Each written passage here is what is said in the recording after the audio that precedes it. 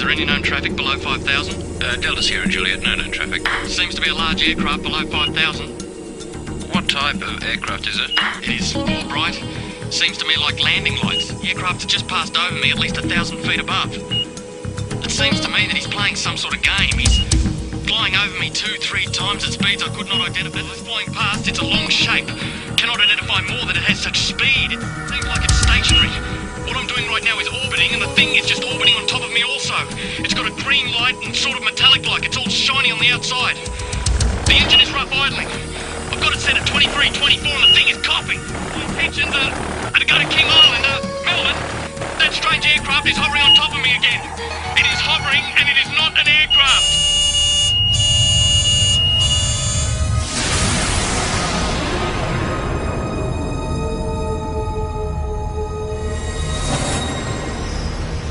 What you've just heard was a recreation of the final words spoken by pilot Fred Valentich before his plane disappeared over Bass Strait.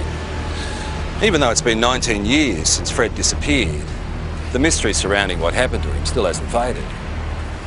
He just vanished without trace, and his family believed he was taken by an unidentified flying object. Recent years has been an explosion of UFO sightings in Australia. Whenever you mention the topic, people seem to have their own theories and opinions, or even their own stories. It was orange like a sunset, and it was just spanning across the road. I can't move it. Moving forward in time through the experience. Then this tall, dark being just appeared in front of the craft. I mean, it looks like a traditional, every day of the week, comic book flying saucer. They had large almond-shaped eyes, small bodies, legs and arms, and sort of grey in appearance. I think it's the first time in my life that I could identify of anybody telling me that they were scared they were going to die. Saying that this thing was only just down the bottom of his street. He could see that it was out in the water, it was sucking up water. Yeah, I believe it's a UFO. There are between 400 and 500 reports a month of UFOs in this country. Now, obviously a lot of them can be explained, but about 10% prove to be true mysteries. Tonight you'll hear from people who've had these experiences. They're just normal Australians who can't explain what they saw.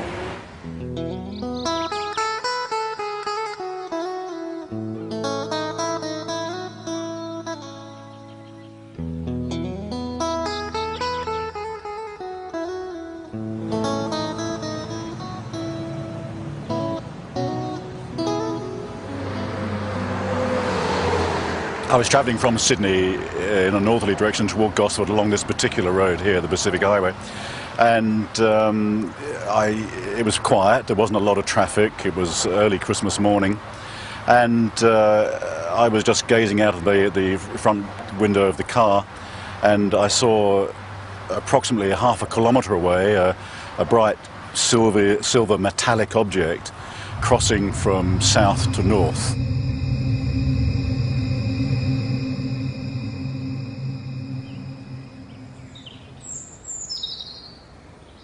I stood here not believing my eyes, because where I sit I can see the open water, and I just couldn't believe that this thing could appear on the water. It was some kind of craft, but it was completely surrounded in lights underneath and all around, and it just looked like a carousel. It wasn't anything flat. Around holiday time, the local police know they'll be busy. But on this New Year's Eve, the calls weren't what they expected. All people that I spoke to had exactly the same thing to say. There was no variance whatsoever in the object that was sighted. It was a huge chrome, very shiny object in the shape of a ball. At the bottom of the ball was a number of huge white lights. This object looked like it was sucking up water.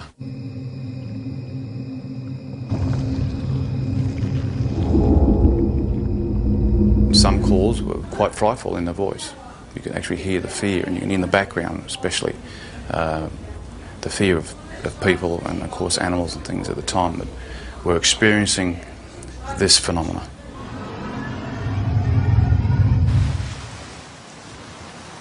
We're looking out above this headland here, and we're watching a bright light move in a strange fashion that you'll never see, or we never saw anyway. It was moving quickly and move, for instance, in a zigzag fashion. We were watching it for 10 to 15 minutes, move in this direction north, and we just saw this bright light, 15, 20 metres above our car. Just a bright light, emanating light towards our car. It was just awesome. All of a sudden I saw these lights come out of the water like a cylinder and flash, and the top of the water all lit up. And as that light was up, I could hear the rushing of water, movement of water, and then the water being raised up, and then shortly after, down comes the water on top of the lake. I noticed this rather bright light that seemed to be on the right-hand side of the car, and it seemed to be following us for quite a while. And then all of a sudden it turned and went at a right angle right across the expressway in front of the car. It was large, round, and it seemed to have a stream of sparks flying out the back of it. I don't know what it was, but it was most peculiar. After the initial New Year's Eve reports to police, the local Sun Weekly newspaper got hold of the story. There were hundreds more people at home that had obviously thought they'd seen something quite out of the ordinary, but were too scared maybe to come forward and actually say that they'd seen something. Our office, the day the report hit the streets, was amazing. We had caller after caller saying they'd seen the same thing. A lot of the witnesses were retired academics, some were policemen, nurses, school teachers, Sunday school teachers, lawyers, business people, some of the leading business people in the area. They were all people that had everything to lose and nothing to gain by even coming forward and making a report. All the people who actually saw it hovering over the water described these 4 or 5 shafts of bright white light coming down to the water and literally penetrating the water rather than reflecting off it. We also had descriptions of the water seething underneath it. Some people said it frothed, some people said it foamed, some people said it was steaming up. Overall, I'd imagine there'd be probably 3 dozen telephone calls on a night. Well, please, Sergeant. In particular, Sergeant Wenning remembers one very distressed caller. He told me he had been woken up from a deep sleep with thunderous noise and bright lights, dogs barking. His children had come into his bedroom screaming. He was saying that this thing was only just down the bottom of his street. He could see it. It was out in the water. It was sucking up water. The sound was like a million hummingbees. He didn't know what was going on. We investigated officially with the local aircraft, aerodromes, with the Air Force, with air traffic control, and again could come up with no explanation. While everyone can describe what they saw, no one seems to have the answer to exactly what it was or where it came from. It was moving in waves in the sky, which could only be described as a UFO. When you see something like this, there's a sure knowledge that you're looking at something that is beyond your experience. I'm not young, and people might think, oh, you're a bit strange, seeing things and had imagination. No, I've got imagination, but not like that. Not when I see something that I see. I know I saw it. At first I thought, well, maybe it's some type of meteorite, but it was too large, it was travelling too slow, and turned a right angle, which I know meteorites aren't inclined to do. I was just bewildered at how something could appear and disappear in the thin air practically. Well, I honestly don't know what they saw. We've gone right through all the realm of possible explanations, which leaves it as what a UFO truly is, a flying object which we cannot identify by conventional means. There's a saying that seeing is believing, and it certainly applies to UFOs. The most intriguing personal accounts come from people with no real interest or belief, until it happens to them.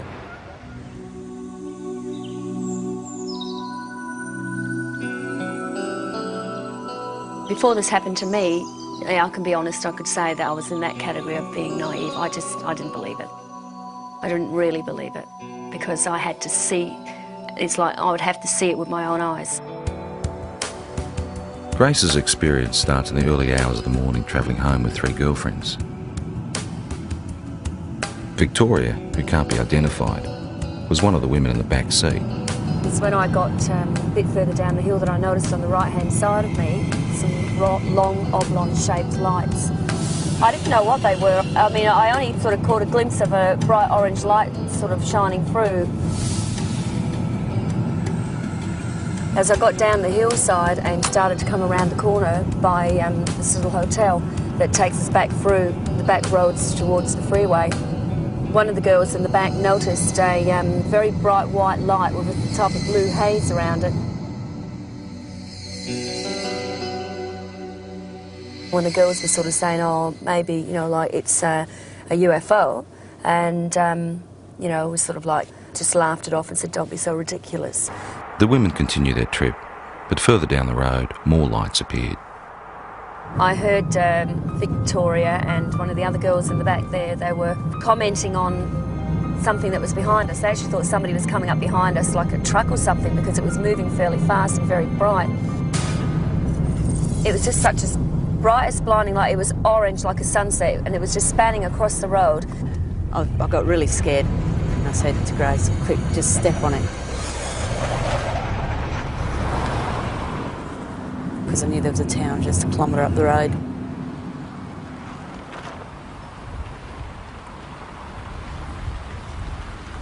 As we got closer into the middle of this car parking area and looked up, we could see this ship. Well, that's what you'd have to call it, because it was, you know, definitely not an aeroplane, and it was something from definitely not this world, that's for sure. It sort of moved across from this direction straight over the top of us.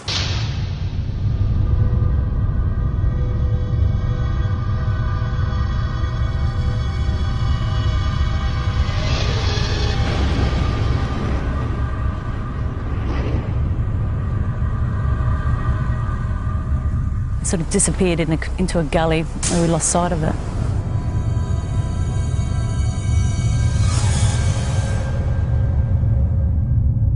We were scared for our safety. I mean, I've got to be honest, I think it's the first time in my life that I could identify of anybody telling me that they were scared they were going to die. Because I was. When I got to the opening of the drive here, the other girls noticed that there was something else up, some activity up there in the sky. We were still scared. We didn't know what they were either. They seemed to be moving in a direction that this other craft had gone over and gone down. So the first thing you think of, just pull up someone's driveway. And as I pulled in, the light was so blinding, it actually was hurting our eyes to look at it. Then I noticed a figure coming. It wasn't a human, it definitely was no human, that's for sure. I felt threatened by it, I felt really, really threatened by it. That was the closest thing I've ever experienced, the thought of actually, you know, coming close to death, I suppose, which sounds pretty silly, but the fear I had was like that, like I wasn't going to see my family again. And the weird thing is that it's not the normal thing to talk about and for people to accept. But, you know, it's been 3 years now, and I still feel very distressed by it. In the weeks, I felt a lot of doubt with what happened to Grace. I didn't believe it, truly believed it, because I hadn't experienced anything like that myself. So I didn't show it either. I mean, I didn't show that I didn't believe it, because I think it was important that I looked like I was supporting her, so that otherwise, you know, she might go sort of, you know, off the rails if she didn't feel she had some support from her husband. But 2 weeks later, those doubts disappeared. What's work? Late one night, they were both woken by their distressed 15-year-old son. He was dead set that he had presence in his room. You know, there was somebody in his room. And one thing that he kept saying at that time was that, can you hear that sound? And he kept pointing up to the ceiling. And we could hear this low drone sound. I knew then I'd heard that sound before. We got back into bed and I was laying there.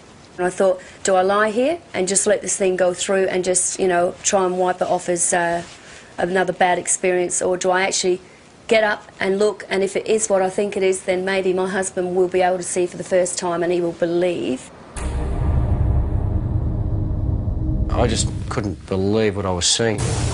When you see an object that's just sort of floating through the air, right, at slow pace, and you think to yourself, oh my God, it struck me as, you know, being awesome. It's just something unbelievable. It was a relief that he was able to see this thing, and all I kept saying was that was the thing that was there the night when I was with the others. Certainly by its nature, by the way, characteristics of the way it just hovered across the house at a slow pace, yeah, no, nothing man-made. Not from this country, not from this earth, I should say. So you want me to... Even though Grace and her husband ended up experiencing the same craft, their ways of coping with it differ. You either accept it or you don't accept it, and I tend to say now, after I've seen it with my own eyes, I accept it, but I don't, you know, harp on about it and talk about it, and if it's just one of those things you try and leave as a part of your life that's happened, and let's get on with things, let's move on from here, you see. And that's how I sort of try and treat it, rather than try and find an explanation as to what it is. Yeah, I really don't have a theory yet. It's basically, it's more the fear. Again, I don't know why, because I'm still here and I am healthy, you know, I mean, but the fact is it's just a worry because you don't know. You just don't know. What do you reckon it is? Got no idea. Images of UFOs caught on video over the years tend to raise more questions than they answer. They are visitors. Yeah? Yes, yes. UFO. Working out whether there is something out there has intrigued researchers for years. And there's no doubt that there is a physical dimension to this UFO phenomenon, and it appears to involve some form of technology, and many cases certainly suggest that we're dealing with an exotic technology that might be something certainly foreign to our environment. When a Melbourne photographer saw images like these, he was interested enough to go on standby to try and capture on film whatever was buzzing the sky over Narre Warren in June 1996.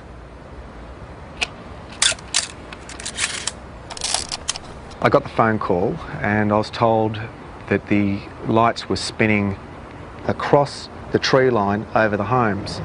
What I did was put the camera onto the object, allowing it just to come into frame, hit the shutter, count to 20, stop, wind, move the camera to the next part of the frame, start the shot, count to 20, let it go, and so forth. The first night, the result of the photographs showed just light trails of this object going across over the tree line. The second night, with higher speed film and the higher magnification lens, is where we actually captured the shot of the disc.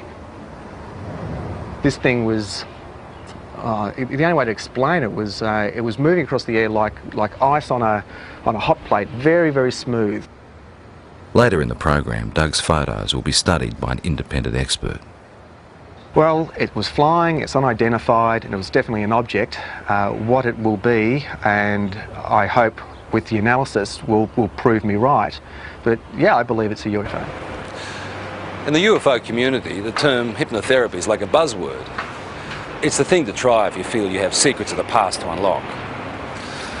While mainstream medicine doesn't necessarily recognise it, people who've had UFO encounters believe it helps.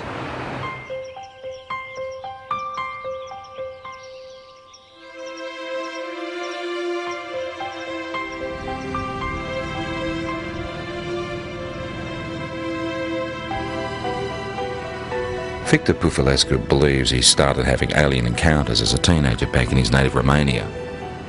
He's turned to hypnotherapy to try and find out exactly what happened. It's like being a good soldier. You just obey orders. This is actually probably the best description of hypnosis process. Loosened limb, deeper sleep. Loosened limb, heavier and heavier. Not a worry, not a care. Deeper, deeper, and deeper. Hypnotherapy is a way of allowing us to get into the subconscious mind.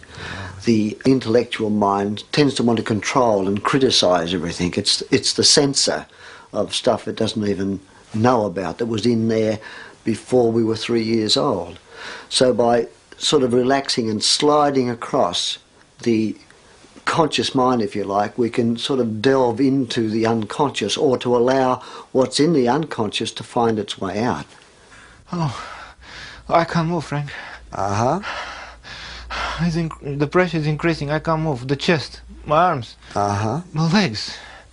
There's a thing about hypnotherapy that very often the subject will want to please the hypnotist. So you have to look at that, but the thing is that you can see that when a person is reliving an experience, that it's pretty easy to see whether that's faked or not. Moving forward in time. My legs. Moving forward My in feet. time. Moving forward in time through the experience. The pain is inside of my elbow. Uh-huh. Thanks. Who are you saying thanks to? Them. Uh-huh. Can you ask them what they're doing? No. It's a test. That's a test. I just know it's a test. They keep me telling be calm. They're telling you to be calm. Yeah. Very often the people are quite disturbed about dreams they're having or things they've imagined happen to them. And they often come out of this saying, I'm pleased I'm not crazy, or I'm not mad, or I'm not imagining this. It does give you some answers, but also creates thousands more. And this is probably the trickiest part. I'm never happy with the answer which I'm getting, and I want more and more and more.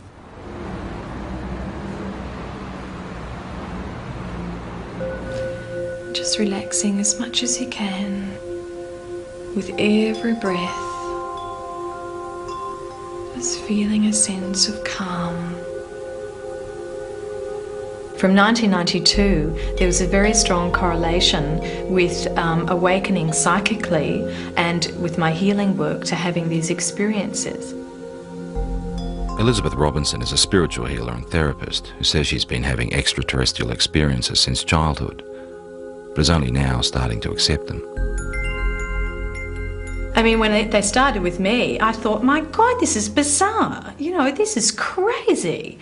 This is in the realm of science fiction. But I know now I've had to work through that and struggle with it, and I've denied it like hell for 5 years. And I can't deny it anymore. Elizabeth says she started seeing creatures like these around her home in Perth in 1992. There were 3 beings standing there. They had large shaped heads, bigger at the top to the chin at the bottom, large almond-shaped eyes, small bodies, legs and arms, and sort of grey in appearance. But they looked at me with a sense of intent and intelligence. Soon after, Elizabeth's daughter talked of being visited by a lady during the night. Elizabeth believes it was one of the same beings. And I looked down on the desk, and here was a drawing of this being, this same being that I had seen. And I said to Jessica, who did that? Because I knew that at 2.5, her drawings were scribble drawings. And she said, oh, that's the lady. I tried to rationalise it, but I knew that I wasn't imagining this stuff. You know, there was something in me that told me that there was more to these experiences. They're looking at me again. Elizabeth then turned to hypnotherapy to try and uncover what she couldn't understand. This session was recorded last year with visiting American UFO researcher John Carpenter. I don't want to give the baby up. What seems to have come up in hypnosis is that I've had children taken from me, babies taken from me that are growing up on crafts. And this is just absolutely bizarre, you know, talking about this. I mean, you talk about this, but, you know, at first you struggle with it. I mean, you can't fully comprehend this, but what I could comprehend was the emotion around it. I know what they're doing. They say it's time. They tell me with their mind. The emotions are so real, they're raw, they're, you know, the grief is there, the terror is something like I've never felt before. They're just doing what they're doing. What are they doing? They're getting the equipment ready. Part of the reason why they're involved here on Earth is to help us awaken, but there seems to be some sort of reciprocal type of arrangement whereby you know, they're coming to Earth and they're creating a new race of beings, or creating some sort of hybrid race of beings. I used to think, okay, I'm dreaming, until I used to be able to get up, go to the bathroom, make a cup of tea, come back, sit down, they'd still be waiting for me. And I think, oh. Elizabeth and colleague Mary Rodwell now run a support group in Perth for people who've had alien experiences. And this is what I mean, my business is emotional trauma. That's why I'm here. And I won't deal with fantasy. I can't deal with fantasy. So it's about emotional trauma. These people are stressed quite desperately with fear and anxiety about a lot of things that they only have a vague idea often about, but often is because they've remembered being taken. I went 3 months with barely any sleep. If you remember, I told you about 11 or 12 weeks, barely any sleep. Most of them just want to live an ordinary life. They don't want this to happen. So for them to have the chance to at least talk about it and release all the anxiety and fear around that as much as they can around talking about it, it seems that through that there is real healing. For me, I became very frightened that I would be labelled crazy or, you know, hallucinate, whatever it was, and that I couldn't have somebody to relate this experience to that would honour my experience. Have either Elizabeth has always kept journals about her experiences, which she is now using to write a book. I saw a grey being appear, white-grey colour. In the dream, I was searching for my son, even though the child dream of trying to run away from several grey beings, but as fast as I ran or wherever I really don't expect someone to be able to say, absolutely, you know, this is real, because, you know, you always doubt yourself, but you know that it's real, and you have to come to some point and stop denying it, and that's what I'm starting to do. Sorting out the facts surrounding UFOs can be tough, unless of course there's something that science can put to the test.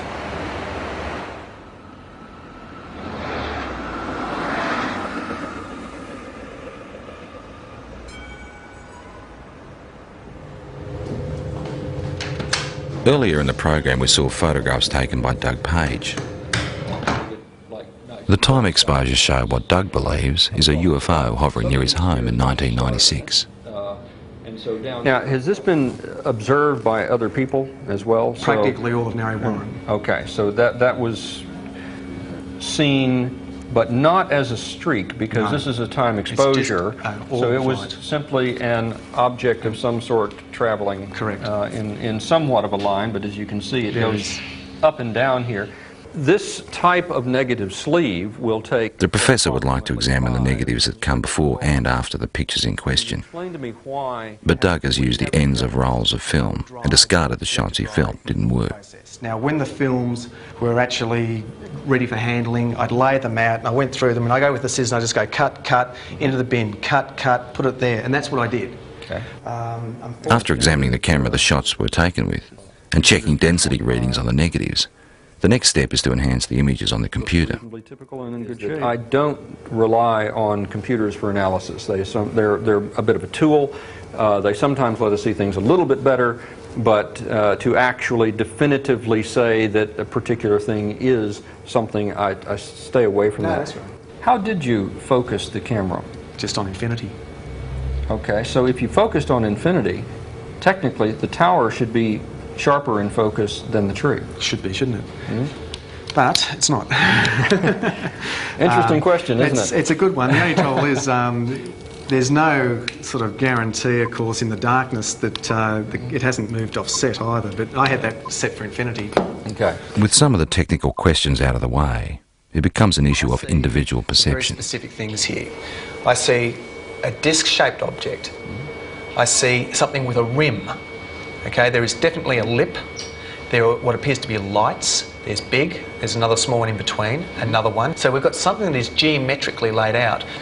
You can see a texture, and you can see definitely on the dark side of it something. So something's in shadow. I mean, it looks like a traditional, every day of the week, comic book flying saucer. My first impression of this when I saw it, again, was a trumpet, a circular object here that we have a bell shape that comes out like so. This is unexplained optical either artifact, phenomena, or reality, or could be could be an object, but it is totally undefinable. And of technical concern is the fact that the start of the time exposure is more in focus than the end shape. Does it make any sense to you that if this was moving and it's decelerating, would that have a bearing on the shape of the line? If it was slowing? Because no, it shouldn't. It should be exactly the same sharpness. Despite question marks over issues like that, the professor is able to reach some conclusions. I don't believe that it's been faked. I think it is probably something that was traveling through the air. What it would be, I wouldn't know, and there's no indication from the photographs that would give me any clue. There are points there that I haven't considered, such as the object, could well be a phenomenon that that I've never heard of. So I mean, we've got to keep an open mind.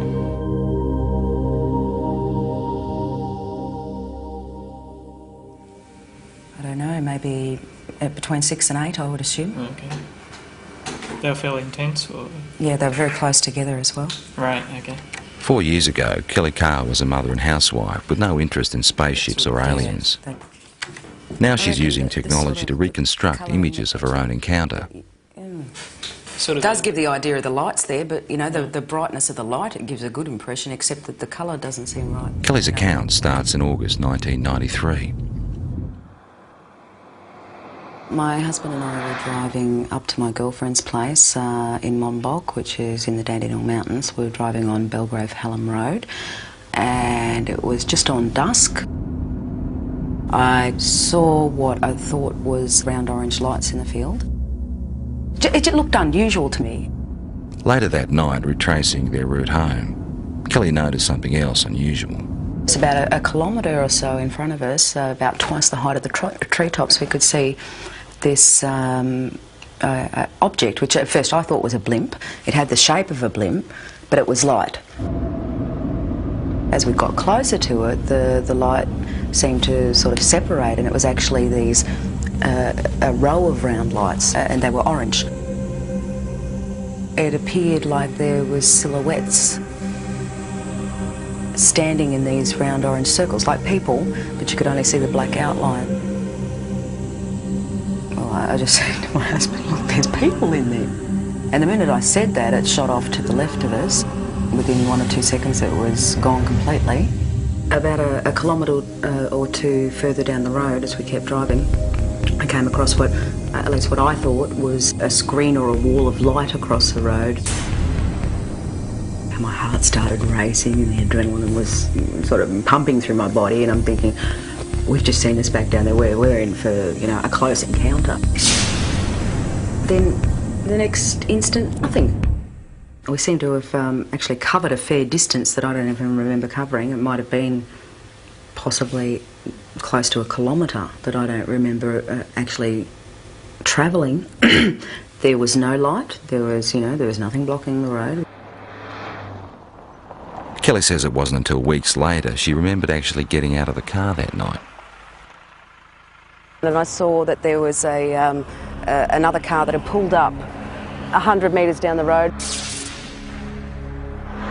Then I walked around the front of the car to where my husband was standing on the other side, and we started walking across the road together.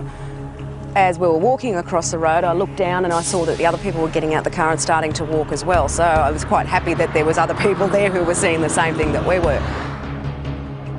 And we walked up along here to where the fence is. Right out in front of us is this huge craft. I was totally awestruck. It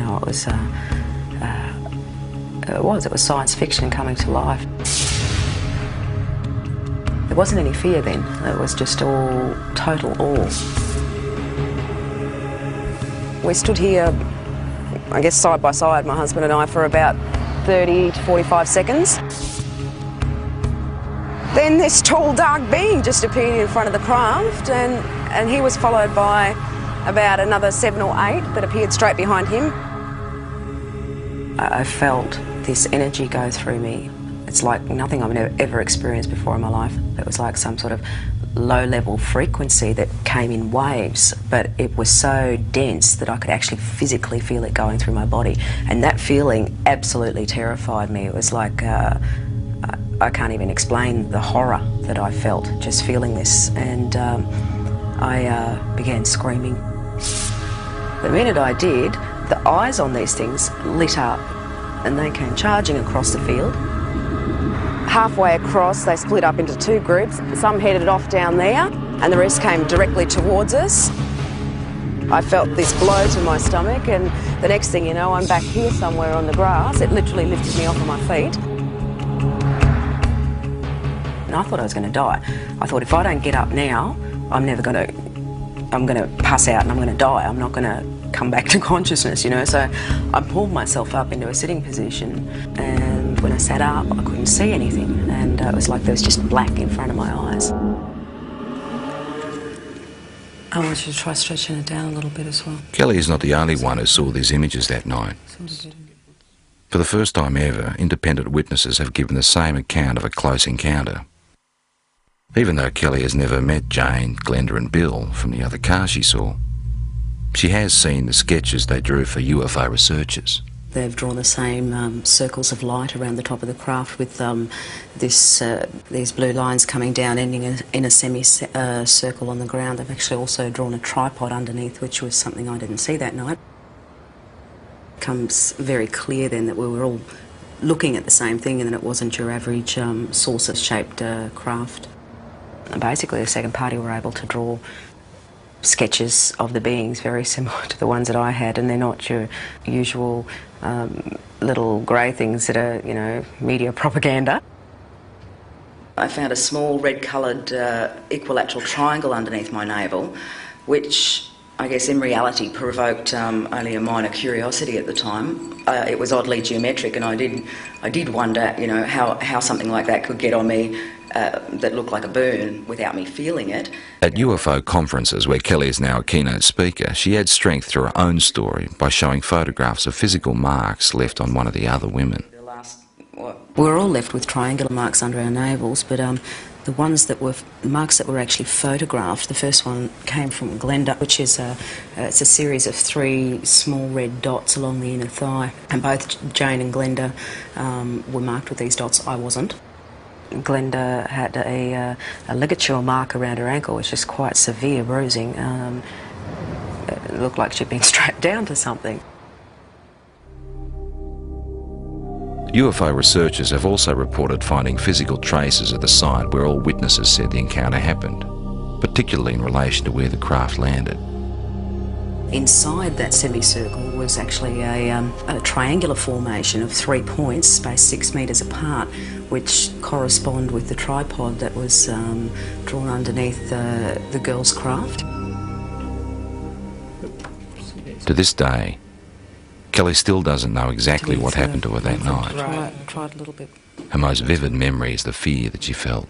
That's very good. It's finally come out to what I'm looking for. And I think a lot of people, you know, might have experienced the fear in a nightmare when you're being chased or something like that, and it's a terror that you feel that, you know, sometimes can wake you up or whatever, but it's absolutely horrifying when you're dreaming it. And that's exactly what I was feeling while I was totally awake. That sort of terror, actually having to feel it while you're conscious and physically awake and feel it as a reality, is like a living nightmare, like a nightmare had come to life.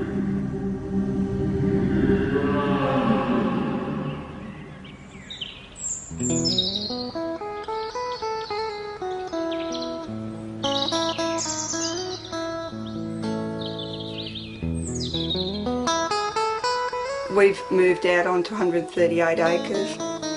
We don't have electricity. We use all our own fuel, like for both our fires. We're in the process of trying to become self-sufficient as far as food's concerned. We just lead just a very different lifestyle. put the thing all over. Denise Borrett says it's her encounters with strange beings that have helped her make the decision to live this way. There's one of our missing. I believe at the moment that they're giving us quite a dire warning about what's happening to the planet and what's going to happen to us unless we actually wake up to what we're actually doing. They seem to open parts of your mind that aren't open before, and or they help you to do that. I don't know, but all I know is that I'm a very changed person since I've had my experience.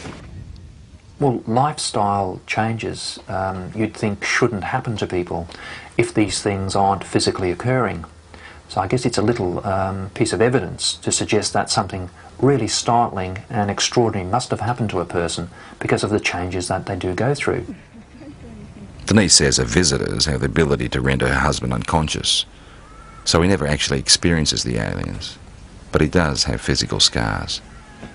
Well, I know I've got a lot of scars on my body, and I know basically where they all came from, but this one, in that particular place, I've got no idea. I just woke up one morning and I happened to comment to her, so I've got this funny little mark on my arm, and she had a look and she had one in exactly the same place because she said she could remember it happening. And I can actually remember them cutting it. I can remember it was like a little spatula or whatever. But again, there was no pain or anything, and the next day mine had completely healed up, whereas Les's had actually scarred. And I thought, well, they're in identical spots and they're identical size, so obviously something was going on. People who've had multiple abduction experiences very often get very concerned about the environment. They get very concerned about healthy lifestyles. They get very interested in the possibility of life elsewhere. They get very interested in promoting the message that there's something actually going on.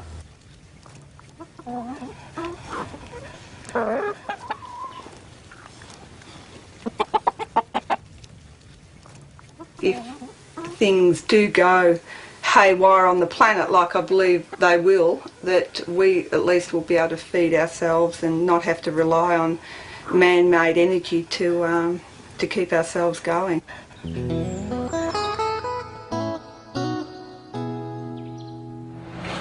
It's pretty obvious that the people that had these experiences are convinced there's more to what's out there than most of us realise.